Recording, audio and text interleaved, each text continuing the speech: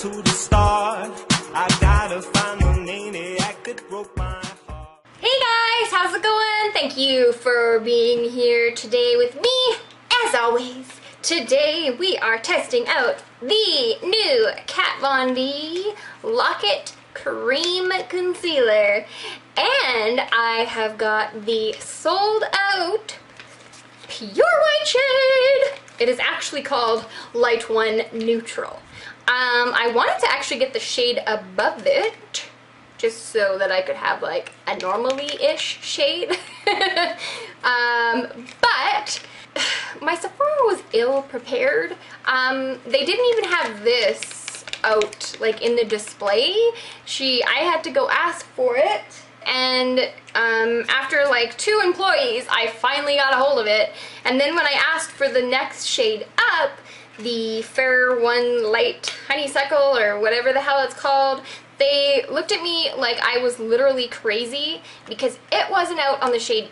It wasn't out on the thing either. They only had like 5 or 6 shades out on the display, which was extremely crappy because there's 22 shades of these, which is amazing. And this, I'm pretty positive this is the first like full white concealer that you can either use alone or you can mix with a concealer that you have that may be too light, whatever floats your boat. So these are $34. They have 6.25 grams inside the little nifty bottle.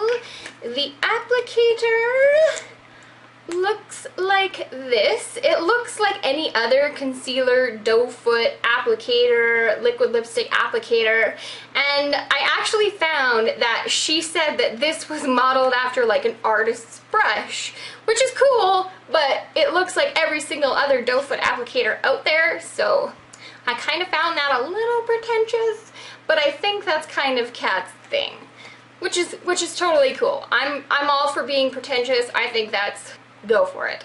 I can be a pretentious douche at times as well. So anyway, like I said, 22 shades, $34. You can get it at Sephora, and that is it, because you know Kat Von D is exclusive to Sephora, and it is supposed to be a hydrating, full coverage concealer that will cover up blemishes, hyperpigmentation, any sort of under eye area issues, and that it will not crease. So I am here to put this bitch to the test and see how it goes. So right now I do have foundation on. It looks pretty shitty right now, as I can see. I'm trying out the new Laura Mercier Candlelight Glow foundation, and first of all, I don't think the shade matches me. It looks pretty yellow, and the coverage is not that great, and it seems to be, it's really hot here right now. I think it's about 30 degrees or so, and it seems to be melting off my face. So this is a good day to test this little baby out, okay? So let's just get into this, shall we? So instead of, I'm gonna be really crazy and mix my crazy orange, I can't fix it. It's orange and it's like flaking off my face. I think this might be going back. I don't know. The color is just awful. I just want to exchange the color and see if I can try it. You can see how orange it looks. Anyway, let's get this shit going.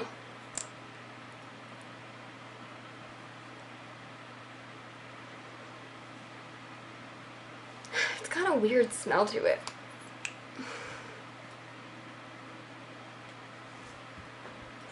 That's real fucking bright. There are gonna be some goths and some porcelain ladies out there that are gonna be so happy.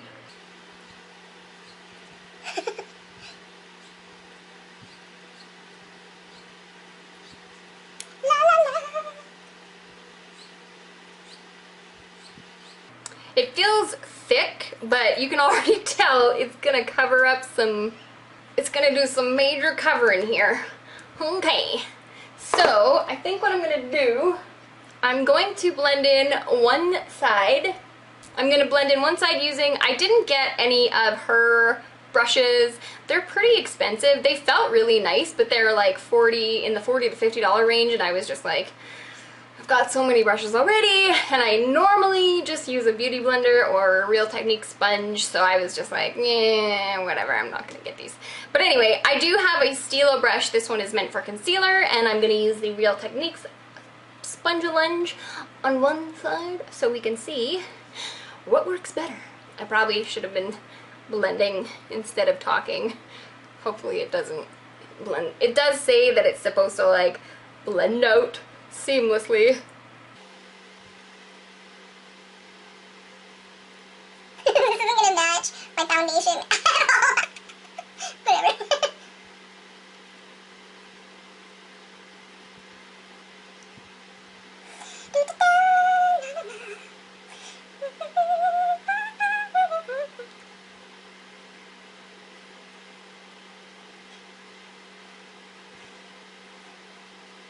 It's really making my, it's really pointing out how orange my foundation is, but it did actually blend in pretty well. It looks, actually it looks pretty good. I don't feel like there is any creasing. It's not sticking to any dry patches. So far so good, so let's try it with the brush.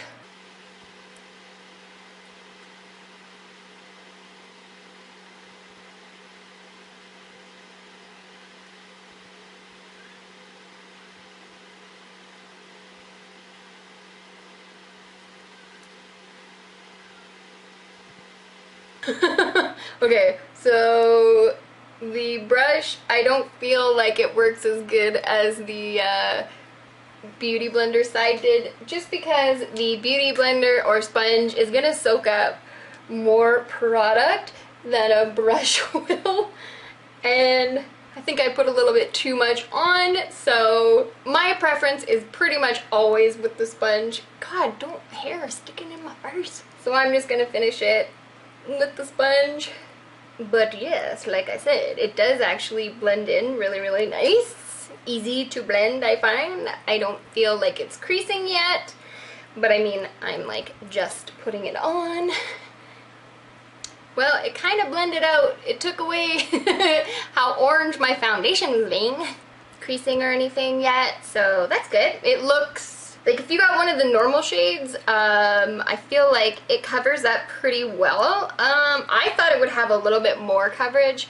Like you can still see my redness poking through a little bit here. You can still see, like I don't even have that much to cover up. I honestly thought it would cover up a little bit more than it is. So far so good. Damn, that foundation is so friggin' orange. Okay, I'm gonna do the rest of my makeup and then I will come back and I will give you my final thoughts, okay? Okay, bye! Okay guys, so I went and finished my makeup, put a couple things on, and I have to say that I like it. It's really, I think it looks pretty good. The only thing I do have to say, like it really doesn't crease. I have like zero creasing going on under here, but I do have to say that I don't know if it was just on me for this time, but for this first impression, I find that it is not the major pow cover-up that I was expecting. Like, I was expecting it to cover, like, the Locket Tattoo Foundation and all that other kind of stuff, because those ones are extremely heavy, but this one is definitely not that heavy, which is probably why it's better for under the eyes. Her other concealer was a little bit thick and crepey, and it was just not the greatest for underneath the eyes. So yeah, this one is definitely a concealer that you can get away with wearing underneath the eyes. Obviously, it's definitely not something, I think it covered pretty well, and actually I was surprised because I thought that if I bought the pure white one, I was going to just do a review for here on my channel, and that I would probably have to either mix it with something else or get the next shade up, but I found that on me, because I am so pale, that I'm able to pull it off, which is actually a really cool thing. So this is probably the lightest concealer that I have, and it does really brighten everything up, and you can definitely highlight with that. So I wouldn't be as afraid of this as it might look, because it is so white. But yeah, no, definitely if you're pale like me, go for it. Even if you're not as pale as me, if you have a concealer that's maybe too dark, you could definitely use this. Or if you wanted to use it just to highlight, carve out your contour, anything like that, I definitely believe it could be used for that, or even just highlighting a little bit here if you already used a concealer. So I wanted to compare it to a couple other concealers for you guys. These two are exactly the same amount of concealer in the jar, so they're both 0.22 ounces, and I have the NYX little HD one, and this one is about half. It's 0.11, so it's like exactly half. I would say that it is definitely more like the NYX HD one than the NARS one. The NARS one covers up more and is a lot thicker consistency. It resembles this one more to me. This one is also, as all of her stuff is, cruelty-free, vegan.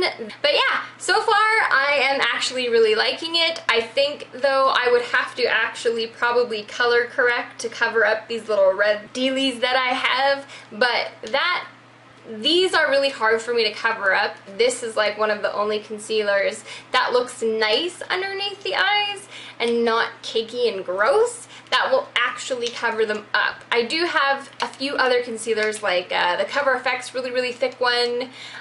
It'll cover that redness up, but it's really thick and it ends up looking really gross underneath the eyes. So I don't tend to use it. I just prefer to color correct first. But I didn't want to do that. With this, I wanted to see what this could do all on its own. And yeah, so I am pretty happy with it right now. So I guess I'm probably going to do a favorites video here right away, because I haven't done one. I stopped doing monthly favorites just because I felt like I was getting so bored of doing them, to be honest.